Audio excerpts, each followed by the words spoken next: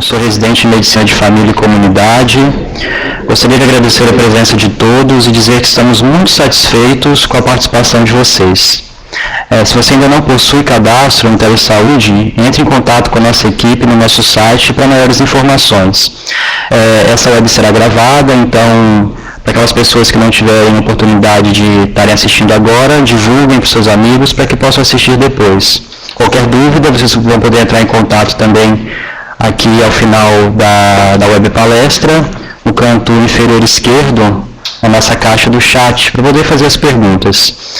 Vocês também podem sugerir temas para as nossas próximas webs, e nós também disponibilizamos outro canal de comunicação, que são as teleconsultorias assíncronas e síncronas. Visite nosso site, conheça mais os nossos serviços e também a nossa biblioteca. Então vamos dar início à nossa web de hoje. A nossa palestrante é a doutora Luziene de Oliveira, que é neuropediatra, professora do Departamento de Pediatria da UFES e doutora em Ciências Fisiológicas, e o tema da web de hoje é crises febris. Então agora eu vou passar a palavra para a doutora Luziene, e vamos dar início. Oi, boa tarde. Oi, boa tarde. Boa tarde a todos. Olá? Tá me ouvindo? Então tá bom. Desculpa, gente. Hoje me chamaram para estar conversando um pouquinho com vocês sobre crises febris. É um tema que eu acredito que seja bem comum na realidade da atenção primária, né? É aquela crise que ocorre geralmente entre os 3 meses e os 5 anos de idade, associada à febre, e na ausência da infecção intracraniana ou de uma outra causa neurológica definida, excluindo, claro, as crianças que já têm outros tipos de crises epiléticas. Ela não deve ser confundida com epilepsia, porque epilepsia é aquela patologia, aquela doença em que existem crises epiléticas afebris recorrentes. Esse artigo de revisão aqui que eu cito para vocês, apesar de ser de 2002, é daquela revista que eu já comentei anteriormente, do Jornal de Pediatria, está em português e é escrito por Marilisa Guerreiro, que é uma dos maiores renomes nacionais em epilepsia na infância. A febre ela é uma elevação da temperatura corporal que ocorre em resposta do centro regulador de temperatura hipotalâmico a algumas situações que envolvem mediadores inflamatórios e bactérias, fungos, vírus, né, micro-organismos. Teoricamente, ela seria um mecanismo adaptativo. Para quê? Para estimular o sistema imune e preservar a nossa saúde, né? A integridade da membrana celular. Então, não é saudável qualquer alteraçãozinha de temperatura, a gente está fazendo o antitérmico. Por isso que a gente considera, né, acima de 37,8. Então, na criança, normalmente, a temperatura vai variar de 36 até cerca de 37,7, sendo que à tarde as temperaturas costumam ser um pouquinho mais elevadas. E aí, então, qualquer valor acima disso, a gente considera febre. Normalmente, nós pediatras, quando prescrevemos o antitérmico, a gente escreve paracetamol ou dipirona, tantas gotas, de tantas horas, se febre ou temperatura axial maior ou igual a 37,8. Então, ainda é muito discutível essa situação de quando medicar febre. Como vocês viram que as crises febris elas são mais comuns em crianças pequenas, então, em geral, criança pequena, a gente não tem muita tolerância com essa questão da febre. Principalmente se essa criança já tiver uma história familiar de crises febris ou um antecedente pessoal de crises febris. Outro artigo bom de atualização, né, de tratamento de crises epiléticas que vocês também encontram free na internet é esse do Luiz Felipe Mendonça, lá da Faculdade de Medicina de Minas Gerais, que é neuropediatra, e ela é da revista da Associação Médica Brasileira de 2010. Tem uma revisão boa. Então, o principal, gente, é saber que as crises epiléticas febris, elas são benignas e a maioria das crianças vai ter apenas um episódio na vida. Apesar disso, as crises geram grande apreensão nos familiares e ainda existe muita discussão na literatura sobre assim, quando esses pacientes devem ser tratados e qual é a melhor opção terapêutica. Acontece de tudo. Vai acontecer desde aquele povo no interior que acha que aquilo é normal porque criança com febre tem crise mesmo, até aquele povo que bate lá na unidade de saúde desesperado porque o menino teve uma crise com febre. Então, por isso que eu achei interessante a gente estar discutindo em que situação você vai precisar encaminhar, o que a gente pode estar fazendo para estar auxiliando essa família. Então, as crises febris, elas têm uma herança que é multifatorial, sugerindo, então, fatores causais tanto genéticos como ambientais. Essa genética, existem alguns losses já determinados, mas não tem nada muito fixo ainda. Antigamente falava-se muito em crises, principalmente em filhos de homens que tiveram crise febril. Hoje parece até que quando a mãe tinha crise febril é mais comum que a criança tenha, mas não existe uma concordância ainda na literatura. É claro que comorbidades, né, como prematuridade, um crescimento intrauterino retardado, desculpa, saiu errado aqui, e fatores de risco ambientais, como, por exemplo, nicotina na gestação, uso de antihistamínicos, isso poderia estar associado com manifestação da crise. Então, seria uma genética com alguma coisa, alguma comorbidade e com alguma coisa ambiental que estivesse predispondo isso. E podem aumentar o risco, né, com o passar da idade. Parece que o rápido aumento da temperatura é um fator desencadeante, mas até hoje não está claro o que é mais importante. Então, na população leiga, tem-se muita a crença de que vai ter crise se tiver 40 graus de febre. Mas isso não é fato. A maioria dos casos que a gente pega, a criança não está com uma febre tão alta. Então, a maioria dos estudos fala que seria na hora da subida rápida da temperatura. Uma coisa muito interessante que a gente, como neuropediatra e até como pediatra, aprende é a questão de banhar a criança, né, com água. Não precisa ser um banho gelado, mas uma água que permita que a temperatura corporal da criança se esvaia um pouco, né? Eu, pessoalmente, acredito que isso realmente auxilia, até porque nós vamos estar vendo que a gente usa medicação por via oral, antitérmico, e até ele fazer efeito, demora um pouquinho. Se você deu a dipirona agora, vai demorar pela meia hora. E se a gente acha que é a subida da temperatura que é o problema, então o ideal é estar dando o remédio e dando um banho. Não precisa ser gelado. Mas volto a dizer para vocês, em nenhum desses artigos de revisão da literatura que eu estou mostrando para vocês, fala-se nessa questão do banho. Se você for ler artigo sobre diferença entre febre e hipertermia, você vai ver que eles realmente insistem nessas medidas físicas para ajudar a diminuir a temperatura, até porque no caso da hipertermia não tem muito o que se fazer, porque a hipertermia seria uma alteração no termostato, não secundária à inflamação, infecção. E aí, se você ficar dando antitérmico nesses casos, em vez de você ajudar, você acaba, às vezes, induzindo uma reação a esse tanto de medicação, né, uma intoxicação. Então, apesar de eu, sinceramente, não ter encontrado, eu fui treinada dessa forma e a população já tem esse hábito, o que a gente tem que tomar cuidado é isso, não precisa ser um banho gelado. E outra coisa, as pessoas têm muita mania também de álcool, né? Coloca álcool na água ou colocar lenço com álcool na cabeça. E isso a gente tem que evitar pela questão da intoxicação e até de queimadura.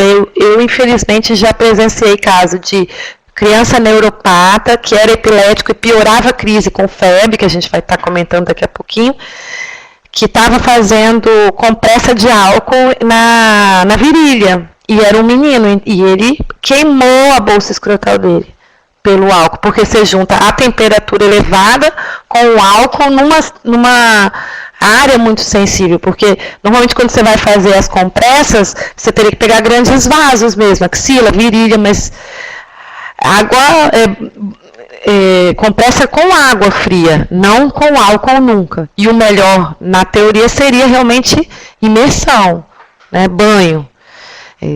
Eu brinco que com meu filho eu entrava debaixo do chuveiro e ficava lá abraçado cantando música. Ou então eu pegava uma banheirinha, colocava as coisas lá, espuminha, brinquedinho, tocava música, até o remédio fazer efeito, porque meu marido teve crise febril, então existia uma história familiar, então eu podia ter, graças a Deus, nunca aconteceu. Porque, volto a dizer, apesar de ser uma coisa benigna, eu acho difícil um pai querer ver um filho ter uma crise epilética, uma tônico-clônica, sem estar fazendo nada. Por isso também é muito complicado para o médico de atenção de família falar assim, isso aí é normal, acontece, e você tem que ter argumento, né, de como, o que é normal, né, o que é esperado. A crise febril induzida por vacina, especificamente, é um evento raro, que não leva a um prognóstico deletério, quer dizer, não é uma criança que vai evoluir com um problema neurológico porque teve uma crise com a vacina, não impede que a criança receba a vacina, e isso é importante ser esclarecido para a família, porque algumas pessoas já têm algumas implicâncias, né? Algumas reticências ao uso da vacina, e a gente consegue ver como a vacina, esse nosso, por exemplo, sistema de vacinação que a gente tem no nosso país, mudou o perfil de doença das crianças. Eu sou formada há 16 anos, a gente vai comentar daqui a pouco sobre a questão da meningite. Eu vi meningite pneumocócica, eu vi meningite por hemófilo, por tuberculose, e hoje a maioria das meningites que a gente vê é viral, né, ou essas que não conseguiram ser cobertas pela vacinação. Então, melhora muito a comorbidade, né, e as sequelas ao longo do tempo.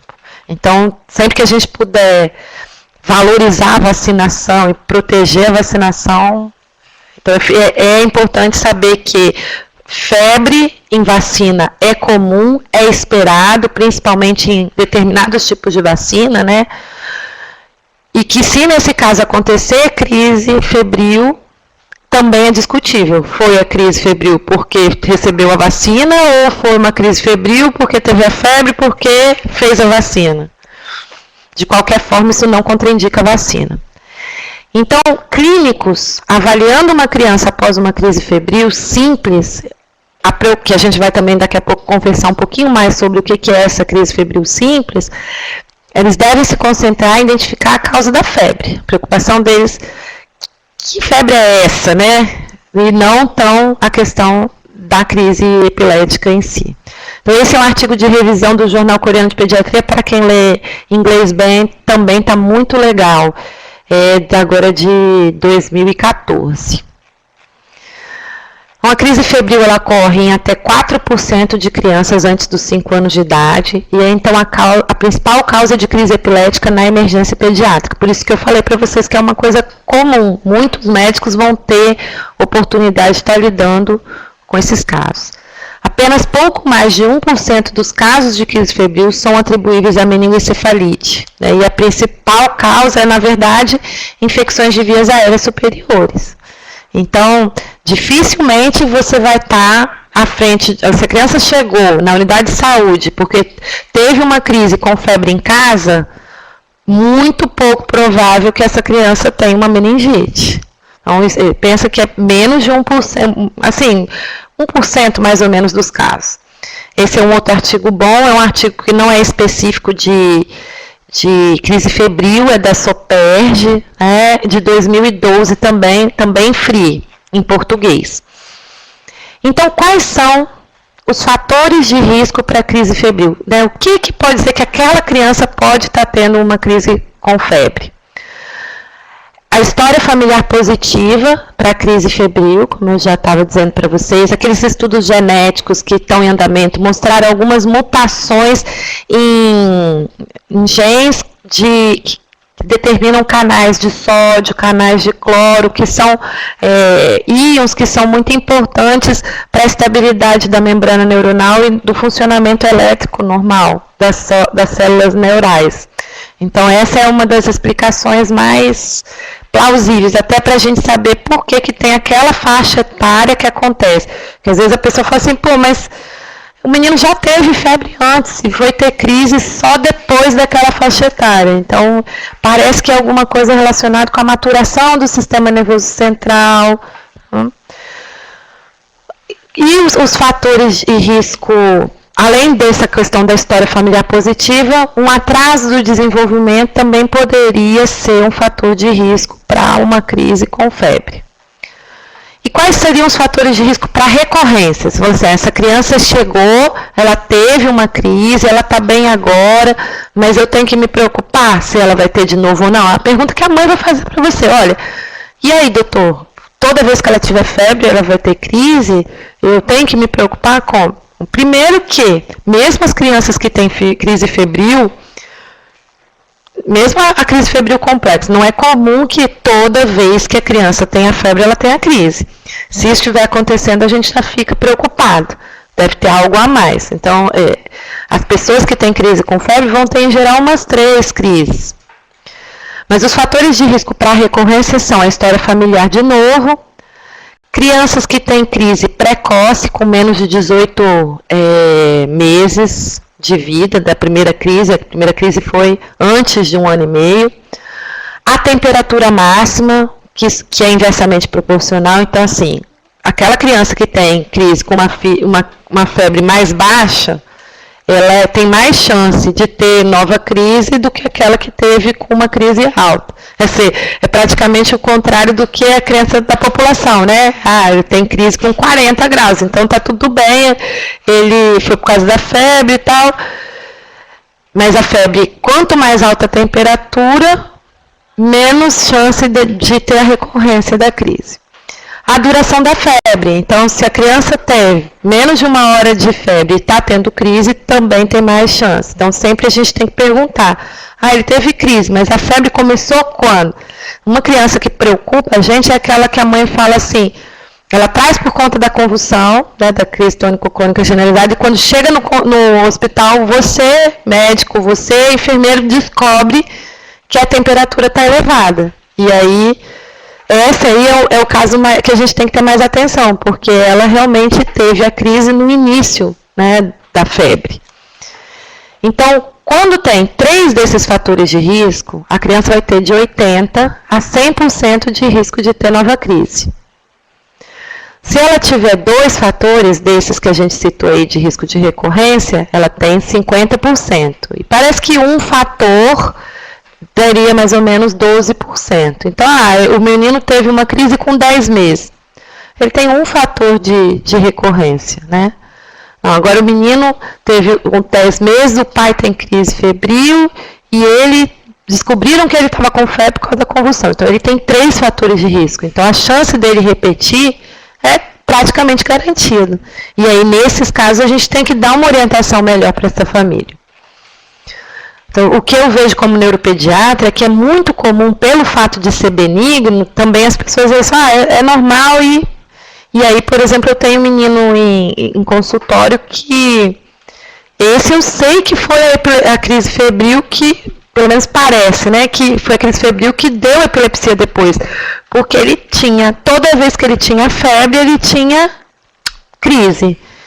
Isso é coisa de criança, não. Ele tinha uma ressonância inicialmente normal, e depois de alguns anos de crise com febre repetitivas, ele acabou evoluindo com uma esclerose mesial temporal, que a gente vai falar depois, que é uma das causas mais comuns de epilepsia refratária em adultos jovens. Então, claro, a gente também não tem como saber se já tinha uma lesão nesse temporal, que por conta das crises foi piorando, mas é uma coisa que grita aos olhos. O menino tem uma ressonância normal e tinha crise só com febre.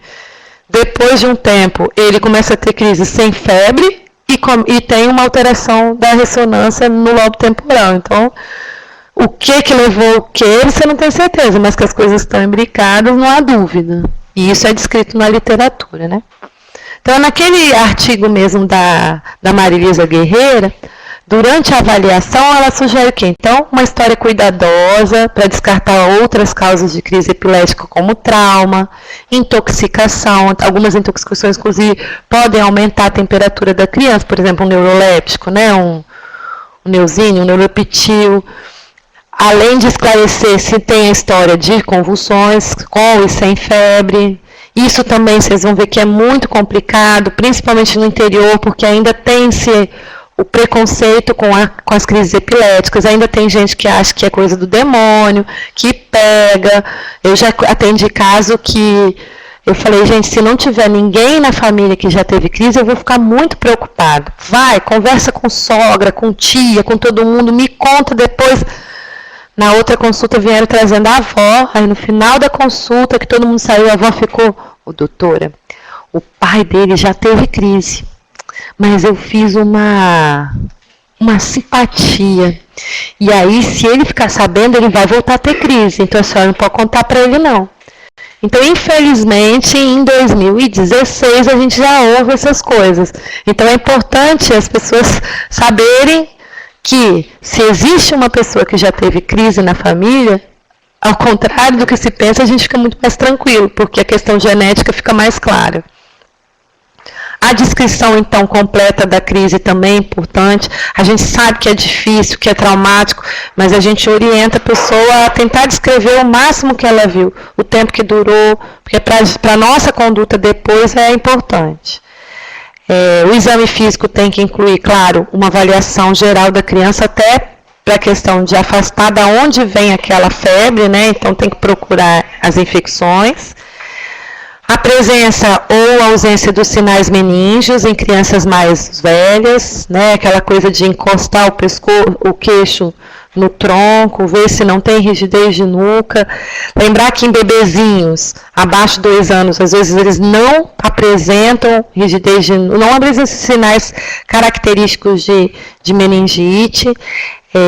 E aí a fontanela, né, a moleira, ela é muito importante, porque uma criança com meningite, em geral, vai ter um abaulamento dessa fontanela, uma tensão aumentada da fontanela. E aí lembrar que tem que se afastar, apesar de ser raro, né, a infecção do sistema nervoso central causando crise febril, a gente tem que descartar meningite ou encefalite por conta da morbidade, né, da doença e até mortalidade. Mas não pode achar que tudo vai ser assim. Então, se você está frente a uma criança com febre e crise epilética, a maioria das vezes, naquela faixa etária que a gente estava comentando, né, até abaixo de 5 anos e geralmente acima de uns 6 meses de vida, a maioria das vezes vai ser crise febril. Mas também pode ter uma criança que já tem epilepsia, que está descompensando por um quadro febril. Então, essa é uma dica muito importante para quem está em unidade de saúde. Criança epilética, que estava bem e de repente, do nada, está tomando remédio direitinho, não engordou demais, não mudou a marca do remédio, começa a ter muita crise de novo, essa criança pode estar com uma infecção e aí a gente tem que ir atrás disso. Fazer o exame bem feito e principalmente naquelas crianças, por exemplo, com paralisia cerebral, se você não acha o foco, fazer EAS, né, o exame de urina, fazer um raio-x de tórax, porque não foi uma, não 2, nem 3, infelizmente, que as crianças vêm porque estão tendo crise e aí quando você vai ver tem uma infecção que está desencadeando. E não adianta a gente ficar aumentando droga antiepilética nesses casos, porque você não está tirando a causa da descompensação. É claro que quando é uma criança que já é epilética e está com febre e aí por isso teve a crise, dá para a gente entender, mas a gente tem que ver que às vezes pode ser aquela criança que é epilética e que a primeira crise, por coincidência, foi com febre. Então isso também pode acontecer. Podemos estar frente a uma crise sintomática aguda, ou seja, uma crise, uma vigência da meningite, de uma encefalite. E também pode acontecer o que a gente chama de febre pós-ictal. O que é isso? A criança teve uma crise tônico-clônica e você mede a temperatura. E aí ela está elevada. Ela está com febre. Será que é febre ou é só uma elevação da temperatura por conta da crise? A gente sabe que crise tônico-clônica generalizada, aquela famosa convulsão, principalmente se ela demora muito, ela pode estar dando uma elevação de temperatura.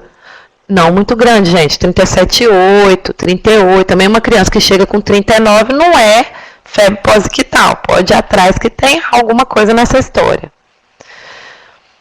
Então, o importante também é a gente classificar se são crises febris simples ou se são crises febris complicadas.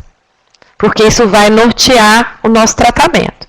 A crise febril simples, em geral, é uma crise generalizada. Quer dizer, o que é uma crise generalizada? É aquela crise que já começa acometendo todo o cérebro. Os dois hemisférios estão comprometidos. Em geral, é aquela, né, tônico-clônico. Fica duro e se bate, baba, que é o que a maioria da população conhece como manifestação epilética. Dura menos de 15 minutos. A maioria das crises vai passar com menos de 5 minutos, né? Então, mas aqui a gente ainda tolera duração de menos de 15 minutos. Não recorre nas primeiras 24 horas, que teve uma e não tem outra naquele mesmo dia. E você não tem alteração neurológica focal depois da crise. Então, é aquela criança normal, tem uma febre, tem a crise, na hora da febre, passa rapidinho e depois é como se nada tivesse acontecido. Na crise febril que a gente chama complicada, a crise vai ser focal, então o que é isso? É só um local específico do cérebro que está sendo acometido. Então, geralmente é ou o rosto, ou a mãozinha, ou o bracinho, não é generalizado. E isso é interessante porque a crise focal, ela assusta menos o leigo. E nesse caso, ela é mais perigosa, porque ela indica para a gente que tem uma região específica do cérebro que não está legal. Ela pode durar mais de 15 minutos, então caracterizando um estado de mal epilético. Ela pode recorrer nas primeiras 24 horas e, inclusive, pode estar acontecendo sinais neurológicos focais pós-ictal. Então, existe um termo de paralisia de Todd. É uma criança que a criança tem tanta crise, por exemplo, aquele bracinho, tem. Aquilo esgota os neurotransmissores cerebrais daquela região e a criança fica com a paralisia daquele braço, que pode durar 48 horas, 72 horas após essa crise com febre. Então, isso aí são sinais de que a gente tem que ficar mais preocupado. Porque, na verdade, esse tipo de crise aqui é uma crise sintomática simples, que, na verdade, você poderia ver numa pessoa com uma hipoglicemia, uma pessoa com falta de oxigênio. Qualquer pessoa pode ter uma crise tônico generalizada na vida. 10% da população vai ter pelo menos uma. É muita gente. E nunca mais vai repetir, não vai ser epilético. Então, se isso por um acaso acontece na crise de febre, pode até acabar classificando como uma crise febril simples. O prognóstico, gente, isso é muito importante, principalmente para a família, né? Nenhum óbito até hoje na literatura mundial foi atribuído à crise febril. Não se associa a sequelas motoras permanentes, também mesmo naquele caso que tenha a paralisia de Todd, ela recupera. Se ela não recuperar, na verdade, a gente vai entender que foi uma encefalite com febre, que fez uma lesão no cérebro, e aí por isso que ficou. Mas não foi a crise febril que a gente está falando, né? Também não se associa risco no prejuízo intelectual. De um modo geral, a maioria das crianças apresenta apenas um episódio durante a vida, isso é 70% dos casos. 20% vão ter 2 crises e só os 10% têm tendência a ter várias crises. E aí entra naqueles fatores de risco que a gente tinha mencionado antes, né? O risco de epilepsia, infelizmente, é um pouco mais alto do que esperado para a população em geral, chega a ser de 2 a 7% mais, mas ninguém tem exatamente certeza do porquê, se foi a crise febril que fez isso, ou se a pessoa já tem um limiar para baixo e manifestou com a febre, com a imaturidade do sistema nervoso. Os fatores de risco para epilepsia são o quê? Alteração do desenvolvimento e a crise febril complexa, que é aquela que a gente acabou de falar. Então, para as crianças com as 3 características complexas, ou seja, focal, prolongada e recorrente em 24 horas, o risco de evoluir para a epilepsia chega a 49%. É bem alto. Metade dos casos. E como é que vai ser a investigação, né? A gente falou que tem que fazer uma história bem feita, como qualquer caso de criança, né? Um exame físico detalhado. E quando é que a gente vai fazer punção lombar? Porque até um pouco tempo atrás, a criança teve crise epilética, com febre, chegava em hospital, ganhava uma tomografia e um lico. Isso não é legal para ninguém, não é legal nem para a criança, nem para o sistema de saúde. Quando eu faço uma tomografia numa criança que não tem indicação, como é o caso da crise febril simples ou mesmo a crise febril complicada, eu deixo de ter essa tomografia para fazer para outra criança que realmente precisa. E, além disso, a gente tem que falar da radiação, né? A tomografia, ela é um exame que emite muita radiação. Parece que é como se fosse 500 raios-x de tórax. Então, se a gente pensar que a gente está falando em criança de 1 ano e meio, 2 anos, mas a gente vai falar mais um pouquinho de neuroimagem ainda. A punção lombar ela deve ser realizada em todas as crianças com sinais e sintomas de infecção do sistema nervoso central. Então, se você acha que pode ser meningite, você colhe. E o nível de evidência é B, esse é do guideline de 2011, que saiu na Pediatrics, né, da Academia Americana de Pediatria. Ela é uma opção em crianças de 6 a 12 meses de idade, porque nessa faixa etária, às vezes, como eu falei para vocês, a gente não consegue ver esses sintomas de rigidez de nuca, né, Brudzinski, desculpa. Então, a gente pode estar fazendo o líquor, se a gente tem dúvida, mas principalmente, então, naquelas crianças que a vacinação contra hemófilos influenza ou pneumococos não está atualizada ou se você desconhece. Porque volta à realidade que eu comentei para vocês de 10, 15 anos atrás, onde a gente não tinha esse tipo de vacina e essas crianças nessa faixa etária estavam suscetíveis. E também pode ser, isso aí nível B de evidência também. Também pode ser uma opção, a punção lombar em crianças em uso de antibióticos, porque em teoria o antibiótico poderia mascarar a apresentação da meningite. Então, pelo que vocês puderam perceber, uma criança com crise febril simples não tem indicação de fazer líquor. Você só vai fazer líquor se você não conseguir ter certeza que ele não corre um risco de ter uma meningite ou uma encefalite.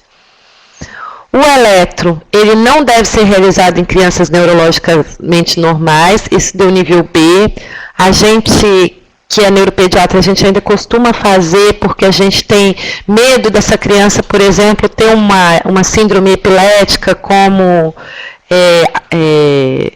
a mioclonia severa da infância, porque a criança pode ser uma criança normal, que pode ter a primeira crise em vigência de febre e depois dali ela evoluir uma epilepsia.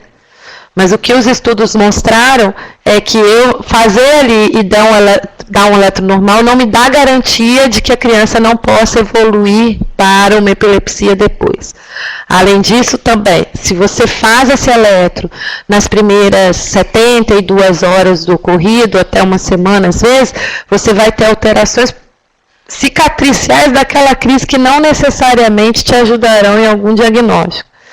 E ainda tem um terceiro complicador prático, que logicamente eles não falam no artigo, mas que a gente vê no nosso dia a dia, é que a gente, pelo menos no nosso estado, a gente não tem muita gente capaz de fazer eletro em criança pequena.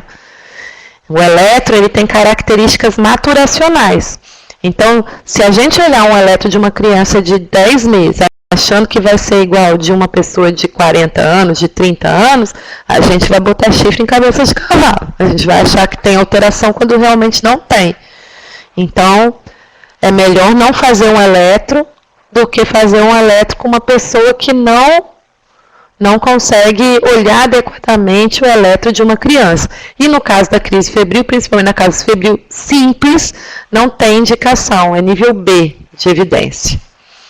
Os eletrólitos, né, cálcio, fósforo, magnésio, a glicemia, o hemograma, não vão ser realizados em rotina. É nível B, que é para o médico, a mãe pode falar assim, chegou na unidade de saúde, no interior, depois que passou a crise, o médico examinou a criança, por exemplo, achou uma amigdalite, ou, sei lá, uma sinusite, tá? O diagnóstico dele para a febre está bem claro. A mãe fala, mas não vai fazer nenhum exame, né? Não precisa, você fechou o diagnóstico, a clínica, o exame físico são soberanos. Então, você não dá a fazer de rotina. Você vai fazer se você tiver dúvida. Não, eu não sei por que dessa febre. Será que é uma infecção? Então, eu vou pedir um hemograma para ver se vem um padrão bacteriano ou um padrão viral. Mas, mais uma vez, a gente tem que tomar cuidado. Por quê? Porque se você colher o hemograma na hora da febre, vai dar alteração. Se você colher o hemograma logo depois da crise epilética, também vai dar alteração. A mesma coisa os eletrólitos, eles podem estar alterados por conta da crise. Então, a gente teria que esperar passar um tempo da crise, diminuir a febre, para depois estar fazendo o exame. E a neuroimagem também não deve ser realizada de rotina. Isso também é nível B, porque a chance da neuroimagem ter alguma alteração é mínima. E aí a gente volta a ressaltar, a gente tem o custo para o sistema e para a criança. A tomografia, que é o que a gente tem mais fácil no SUS, ela tem muita radiação e, ao mesmo tempo, para a epilepsia, que é o caso assim, mais da gente estar afastando, não é uma boa opção, porque você não vê tão bem como na ressonância. A tomografia é muito bom para trauma, mas se você estiver falando de epilepsia, é melhor uma ressonância. A ressonância, ela não tem radiação, ela não tem risco de alergia, mas, por outro lado, ela demora mais e acaba que geralmente vai fazer com anestesia. Então, você vai submeter a criança ao risco da anestesia. Não é um exame inócuo também. Então, não é para ser realizado de rotina. Então, é nível B de evidência. Qual seria, então, o tratamento? Né? A gente tem que fazer o resgate, no caso de uma crise febril prolongada. Então, se está passando de 5 minutos, você vai tratar como trata qualquer outro tipo de crise. Então, em geral, hoje a gente fala muito do benzodiazepínico, né? A gente vai estar mostrando depois um pouquinho. O uso de antitérmico, ele não provou ser eficaz na redução da recorrência de crise. Então, o que eles querem dizer com isso? Não acha que você ficar entupindo o menino de remédio vai evitar que ele tenha crise. Claro, vai dar o conforto. Então, a gente usa o antitérmico para o tratamento da febre, não para o tratamento de crise. Antigamente, eles às vezes falavam assim, fica dando de tempo em tempo, não deixa a criança ter febre para não ter crise. E não é bem por aí. Se a gente está falando que a febre é um mecanismo de defesa, a gente também não pode estar... E tem um efeito colateral, né, de você ficar usando antitérmico contínuo. Existem evidências de que tanto a terapia intermitente com benzodiazepínico, que é o que a gente mais usa, como neuropediatra, o pediatra também, quanto a profilaxia contínua com fenobarbital ou valproato, podem reduzir o risco de recorrência de crise febril, mas não há evidência de que reduzam o risco de epilepsia. Então, quando a gente está falando de epilepsia, é difícil você dar alguma garantia ainda. Então, o tratamento da crise febril na fase aguda, como a gente estava falando, ele deve ser feito como de qualquer crise epilética. A sequência do atendimento de urgência é a mesma, né? Garantir as vias aéreas, a ventilação, a circulação, e aí depois infundir a medicação específica. Em termos de medicação, então, para cessar, os benzodiazepínicos são os preferidos, o diazepam de 0,2 a 0,3 miligramas por quilo por dose. É importante saber esse valor, não adianta achar que é só porque é criança, vou dar meia ampola que vai resolver, né?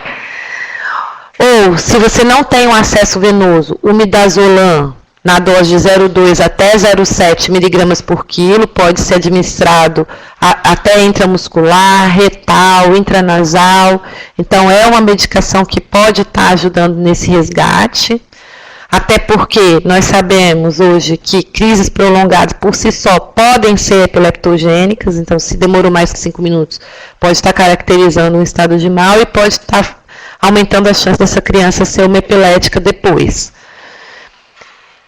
E aí, é por isso, foi sugerido então, essa duração de 5 minutos do episódio como limite para a investigação, e isso foi feito porque crises que duravam mais que 5 minutos, muitas vezes não vão parar, e aí poderiam produzir mais lesão neuronal e aquela coisa da epilepsia refratária às drogas, né, não resolver. Esse é um artigo de revisão. Essa menina é uma residente de pediatria, mas o artigo ficou muito bom também. Tá? A revisão é da Revista Médica da UFC e é de 2015. Está em português, gratuito também. Então, os antipiréticos, antitérmicos, eles são empregados para melhorar esse estado geral, diminuir essa temperatura. Tem que ter cuidado, né?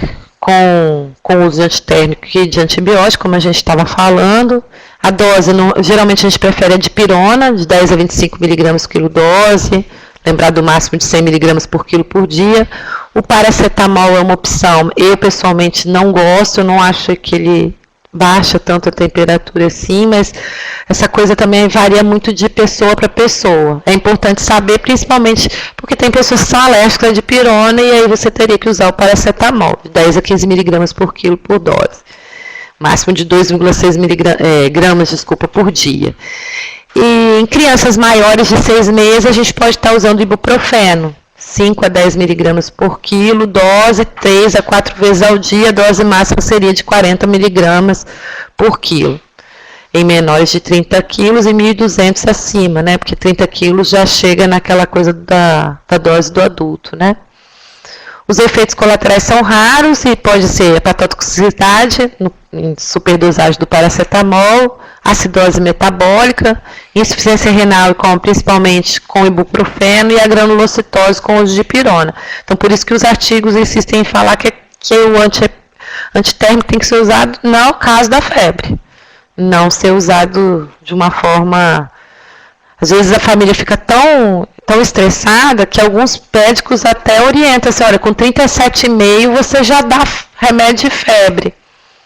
E aí a gente acabou de falar que 37,7 pode ser uma temperatura normal em criança.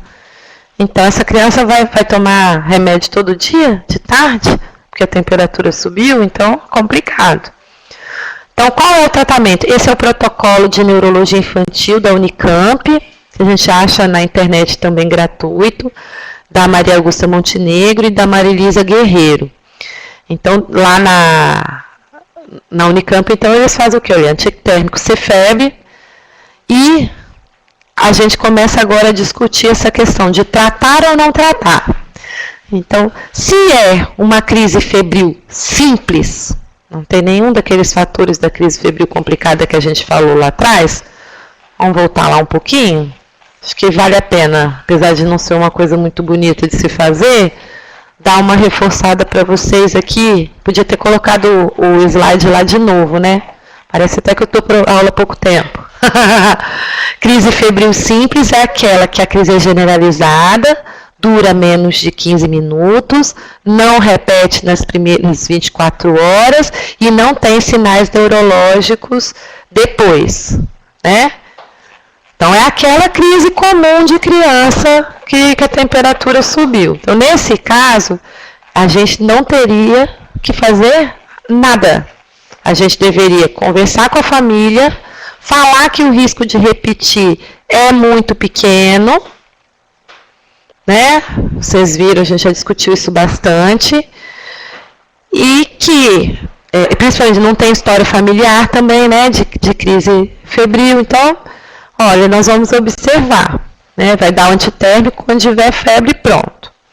Agora, se a criança tem uma crise febril complicada, uma criança que tem história familiar de crise febril, uma criança que já teve outra crise febril, então a chance de ela ter de novo é grande.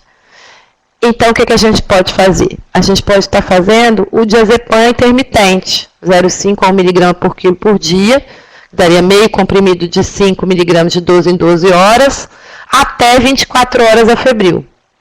Então, enquanto a criança estiver com febre, ela vai usar. Então, a criança sai com a prescrição do antitérmico, se febre, e que se ela tiver que começar o antitérmico, ela também vai começar o benzodiazepínico e vai parar depois que ela tiver 24 horas sem febre. Então, esse caso é um caso bem tranquilo, porque ele vai dar essa tranquilidade para a família, vai proteger essa criança da crise com febre e qual o efeito colateral? Vai ficar um pouquinho sonolenta, talvez, uns 2, 3 dias, que é o tempo que dura um processo febril na criança, mas vai dar uma segurança maior para essa família e para essa criança. Agora, é importante também falar isso com a família. O remédio você está dando para evitar que tenha crise. Nós não estamos dando o remédio para tratar a febre. Se ele não der o remédio de febre, não vai adiantar. E ele também tem que sempre estar preocupado em saber por que dessa febre, porque a febre é um sinal de alerta. Às vezes ele fica tão preocupado com a crise febril que esquece de se preocupar que aquela criança está com febre. Eu uso muito, e vocês vão ver que tem outros artigos que falam também, do clobazam, que é o Urbanil ou o Frisium. Ele pode ser usado também e ele dá normalmente menos efeito colateral de sonolência do que o diazepam. Outra opção, que tem até tese de mestrado, uma colega que fez aqui no estado, de Rivotril, que é o clonazepam, que a gente também poderia estar usando de forma intermitente. Só que, em geral, no clonazepam você tem mais sonolência, pode ter um pouco de tontura, de ataxia, né, de incoordenação motora. Então, assim, quem daria menos esse efeito colateral seria o diazepam ou o Urbanil Frisium, que é o clobazam. Quando é que a gente vai usar a medicação, né, contínua, né, como ácido valproico ou fenobarbital? Nos casos com fator de risco de recorrência, mas que não é possível fazer o diazepam intermitente. Por exemplo, aquele caso que a mãe fala, eu não consigo ver que ele está com febre. Quando eu vejo, ele já está convulsionando, isso já é a segunda vez que está acontecendo. E aí, então, naquele caso que a gente viu que tem 100% de chance de recorrência, e teve uma crise febril complicada, teve uma paralisia de TOD depois. Então, apesar da gente não classificar esses casos como epilepsia, a gente faz tratamento como se fosse. E aí a gente usa ou o ácido valproico, 15 a 60 miligramas por quilo por dia, dividido em 2 tomadas, pelo menos, por 1 ano. Ou a gente usa o fenobarbital, que é o Gardenal, 3 a 5 miligramas por quilo por dia, também por 1 ano. Como é que eu escolho o ácido valproico ou o fenobarbital? Geralmente as crianças menores, a gente usa mais o fenobarbital, que é uma medicação mais antiga, mais segura, com menos efeito colateral. Mas, lembrando que não vai usar para sempre, né? Estávamos falando ali 1 ano. Antigamente o povo das Chaves, os meninos tomando Gardenal quase que a vida inteira. E aí a gente tem estudo mostrando que o fenobarbital pode atrapalhar o cognitivo das crianças. E o ácido valproico, ele é melhor para crianças maiores de 2 anos, pelo risco de hepatite medicamentosa, que é mais provável de acontecer em crianças pequenas. Mas às vezes a gente começa fazendo fenobarbital e a criança fica muito irritada, nervosa, e a gente troca para o ácido valproico. Então ele não é a primeira opção, principalmente se for aquela criança muito pequena. Isso também é uma coisa que não mencionei ainda para vocês. Crianças que têm crise com febre fora dessa faixa que a gente falou que é comum, 6 meses a 5 anos, também é um sinal de alerta, você também tem que ficar esperto. Chega um recém-nascido com crise com febre, dificilmente vai ser só uma crise febril simples. Pode ser que ele esteja com a meningite, ou que ele seja um epilético que está convulsionando porque está tendo essa mesma coisa, um menino mais velho, 8 anos, chega tendo crise febril. Já teve antes? Não. Então, vai começar só agora, fora da faixa etária? Então, é uma síndrome idade dependente, né? Então, o uso de benzodiazepínicos tem sido a opção mais prudente ultimamente. A tolerabilidade dos benzodiazepínicos é boa. Aqui, como a gente estava falando do clobazam, 5 mg por dia em crianças até 5 quilos, 10 mg em crianças com peso em 5, 10 quilos. Lembrar sempre de fracionar em 2 vezes ao dia o benzodiazepínico. E o ácido valproico também tem que ser fracionado. Outra coisa interessante para estar falando é que no caso do fenobarbital, não vá fazer a conta, né? Porque às vezes o pediatra ou o clínico geral vê lá assim, fenobarbital 4%. Aí ele quer fazer a conta para ver quantos miligramas tem na gota. Vai dar errado porque a gota do fenobarbital ela é diferente. Então, fenobarbital é 1 miligrama, uma gota. Ponto, né? 60% dos usuários com fenobarbital podem ter hiperatividade, irritabilidade, distúrbio do sono. Existem esses casos de descrição de decréscimo do quociente de inteligência, principalmente em gente que usou muito tempo. Então, por isso que a gente não sai mais dando fenobarbital para todo mundo. O ácido valproico, a gente falou, tem um fator de risco de hepatite fulminante, é raro. Graças a Deus, eu nunca vi acontecer, mas a gente tem que pensar muito antes de usar em criança pequena, principalmente numa entidade benigna, que é a crise febril. Então, por isso é que o nosso problema é avaliar. Eu estou frente a uma crise febril simples, que é benigna, ou eu estou frente a uma crise febril complicada, que pode acabar evoluindo para epilepsia e... Desculpa, gente. Então, atualmente, a gente só usa essas medicações de uso contínuo, porque também não adianta. Eu já vi também o pessoal falar, fenobarbital só na hora da febre, igual a gente orienta o benzodiazepínico. Não adianta. Esse tipo de medicação, se você começa pela boca, ela vai demorar pelo menos 1 semana, 10 dias para fazer um nível sérico efetivo. Então, ou você usa o benzodiazepínico intermitente, ou você usa o antiepilético contínuo por pelo menos 1 ano, como a gente estava falando. Então a gente só vai usar esse contínuo quando a elevação da temperatura é tão rápida que a mãe ou o cuidador não consegue nem notar o surgimento da febre, e aí acaba detectando pela convulsão. Ou às vezes a pessoa mora muito longe para chegar no hospital. Ou então a mãe, você vê que ela não consegue dar conta disso. Aí, às vezes, a gente começa. Outra coisa importante que está se falando é que a carbamazepina não resolve. As únicas medicações que funcionam para a crise febril são fenobarbital e ácido valproico para uso contínuo. Além daquele caso que a gente falou da mãe só descobrir a crise por conta da febre, né? Não, desculpa. Descobrir que a criança estava com febre porque ela teve crise é uma indicação de usar sempre. Né? Igual eu falei, o menino, a mãe fala, toda vez que eu vejo ele já está convulsionando, eu não consigo ver a febre dele antes. Ou se a criança estava usando o benzodiazepínico intermitente, apesar disso teve a crise repetida, ou naquele caso que chegou já para você com crise febril caracterizando um estado de mal epilético. Então, chegou numa crise que está muito prolongada, ela já é classificada como uma crise complicada e ela já pede. Por isso que a gente pede que quem está atendendo no interior, se chegar a fazer o benzodiazepínico, escreve para a gente se fez, com quanto tempo que a pessoa estava de crise. Porque senão a gente vai entender que foi um estado de mal e vai passar o uso contínuo para todo mundo.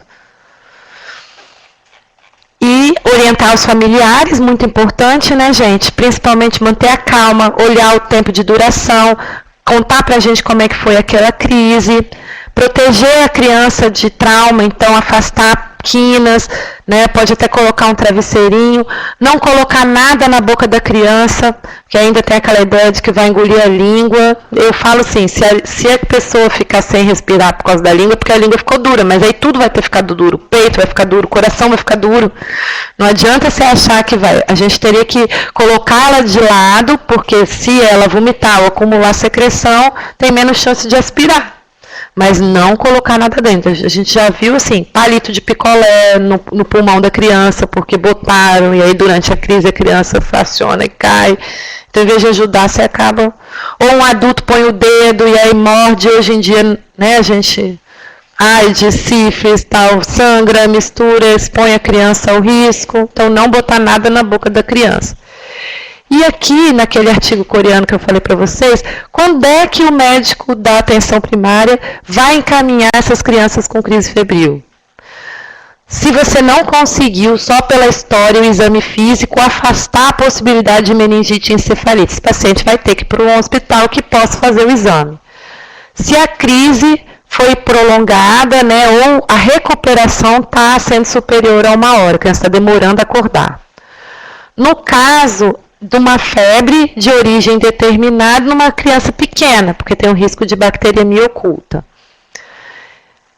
A crise febril complexa, né, complicada. A criança apresenta, né, uma situação psicossocial pobre, você tem suspeita se os pais conseguiram entender a situação da criança, porque você está examinando ali, você está achando que é simples, mas quem te garante que não vai repetir em 24 horas e aquela família está ou não orientada a voltar e como é que vai ser? Preocupações com a questão de proteção de saúde, né, principalmente se tiver trauma de craniano, né, lesão. Criança com uma história de dificuldade de ganho de peso, uma história dietética ruim. A criança que mostra atraso do desenvolvimento com a crise febril, né, ou que tem anormalidades neurológicas. E principalmente a referência sem urgência, né, quando a febre está presente, mas que você não consegue saber se aquilo é o início de uma epilepsia ou não. Então, será que esse menino pode ser epilético e eu estou tratando como crise febril? Aí você teria que estar encaminhando. Então, por fim, é importante a gente citar que vai existir, então, essa relação mal compreendida, que eu já até comecei a comentar para vocês, entre as crises febris na infância e o desenvolvimento da epilepsia do lobo temporal na idade adulta, né, que dando esclerose mesial temporal, que em geral vai dar epilepsia focal refratária às drogas. E aí, aqui, não tenham medo de dar assistência a essas crianças, não esqueçam dessas medidas de temperatura do banho de imersão, né, não precisa ser água gelada, e acho que é isso.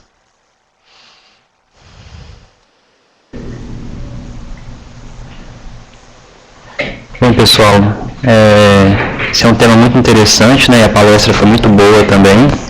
E é um assunto que assusta muito a gente, né? Em todos os níveis da atenção, a gente fica muito preocupado, né? Quando a gente pega uma criança com um problema desse, ou mesmo quando vem com a história, né? A gente não presencia a crise, mas vem com a história da crise.